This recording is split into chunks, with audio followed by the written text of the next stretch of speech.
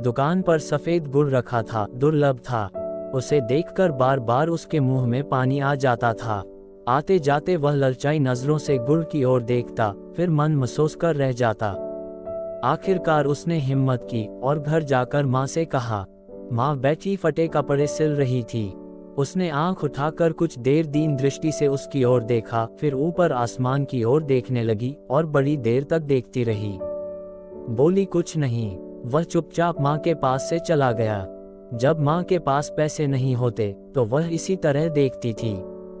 वह ये जानता था। वह बहुत देर गुमसुम बैठा रहा। उसे अपने वे साथी याद आ रहे थे जो उसे चिढ़ा चिढ़ा कर गुड़ खा रहे थे।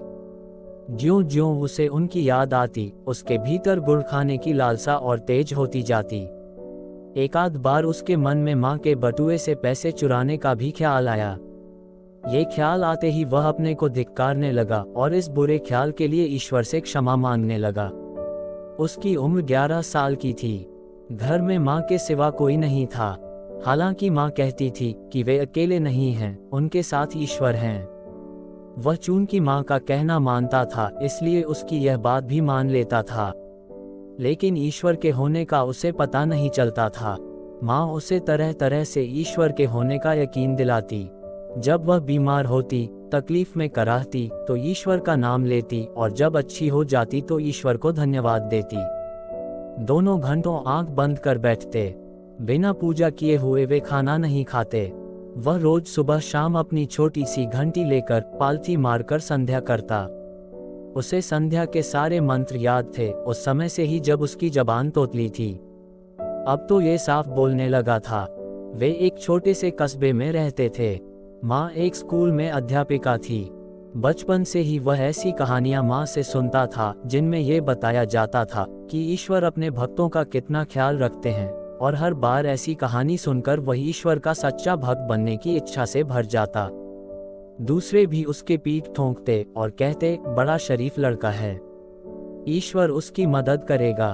वह भी जानता कि ईश्वर उसकी मदद करेगा, लेकिन कभी इसका कोई सबूत उसे नहीं मिला था। उस दिन जब वह सफेद गुड़ खाने के लिए बेचैन था, तब उसे ईश्वर याद आया।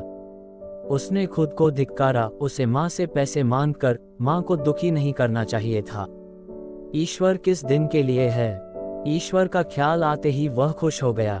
उसके अंदर एक विचित्र सा उत्साह आ गया, क्योंकि वह जानता था कि ईश्वर सबसे अधिक ताकतवर है।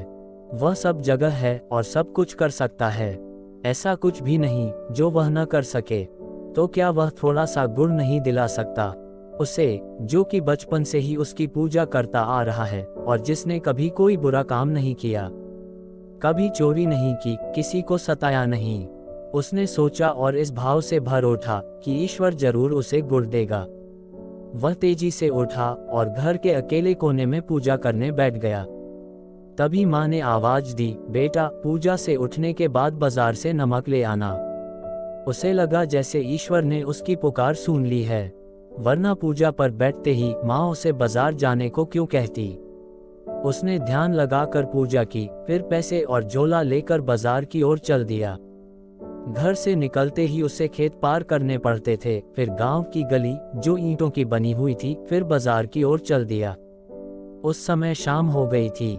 सूरज डूब रहा था। वह खेतों में चला जा रहा था, आंखें आधी बंद किए, ईश्वर पर ध्यान लगाए और संध्या के मंत्रों को बार बार दोहराते हुए। उसे याद नहीं उसने कितनी देर में खेत पार किए, लेकिन जब वह गांव की ईंटों की गली में आया, तब सूरज डूब चुका था और अंधेरा छाने लगा था। लोग अपने अपने घरों में थे। धुआं उठ रहा था। चौपाए खामोश खड़े थे। नीम सर्दी के दिन थे। उसने पूरी आंख खोलकर बाहर का कुछ भी देखने की कोशिश नहीं की। वह अपने भीतर देख रहा था, जहां अंधेरे में एक झिलमिलाता प्रकाश था, ईश्वर का प्रकाश, और उस प्रकाश के आगे वह आंखें बंद किए मंत्र पाठ कर रहा था। अचानक उसे अजान की आवाज सुनाई दी। गांव के सिरे पर एक छोटी सी मस्जिद थी।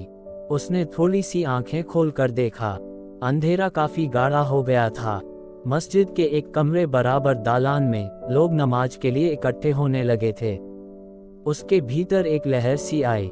उसके पैर ठिठक गए, आंखें पूरी बंद हो गईं। वह मन ही मन कह उठा, ईश्वर यदि तुम हो और सच्चे मन से तुम्हारी पूजा की है तो मुझे पैसे दो। यहीं इसी वक्त वह वहीं गली में बैठ गया। उसने जमीन पर हाथ रखा। जमीन ठंडी थी। हाथों के नीचे कुछ चिकना सा महसूस हुआ।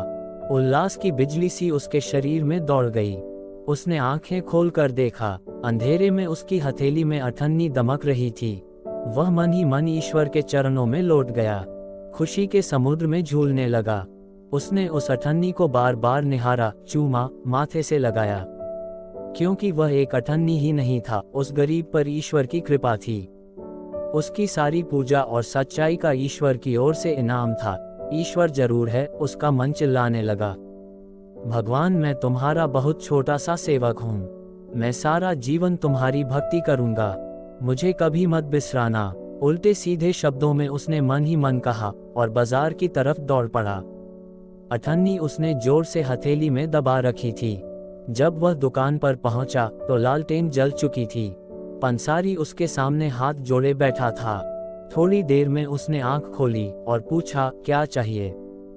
उसने हथेली में चमकती अठन्नी देखी और बोला, 8 आने का सफेद गुड़। ये कहकर उसने गर्व से अठन्नी पंसारी की तरफ गद्दी पर फेंकी, पर यह गद्दी पर न गिर उसके सामने रखे धनिये के डिब्बे में गिर गई। पंसारी ने उसे डिब्बे में टटोला पर उसमें अठन्नी नहीं मिली। एक छोटा सा खपड़ा चिकना पत्थर जरूर था, जिसे पंसारी ने निकाल कर फेंक दिया। उसका चेहरा एकदम से काला पड़ गया। सिर घूम गया, जैसे शरीर का खून निकल गया हो। आंखें छल छला आए। कहाँ गई अठन्नी? पंसारी ने भी हैरत से कहा। उसे लगा जैसे वह रो पड़ेगा। देखते देखते सबसे ताकतवर ईश्वर की उसके सामने मौत हो गई थी। उसने मरे हाथों से जेब से पैसे निकाले, नमक लिया और जाने लगा। दुकानदार ने उसे उदास देखकर कहा, गुड़ ले लो, पैसे फिर आ जाएंगे। नहीं, उसने कहा और रो पड़ा। अच्छा, पैसे मत देना, मेरी ओर से थोड़ा सा गुड़ ले लो, दुकानदार ने प्यार से कहा और एक टुकड़ा तोड़कर उसे देने लगा। उसने मुंह फिरा लिया और चल दिया। उसने ईश्वर से मांगा था, दुकानदार से नहीं। दूसरों की दया उसे नहीं चाहिए, लेकिन अब वह ईश्वर से कुछ नहीं मांगता।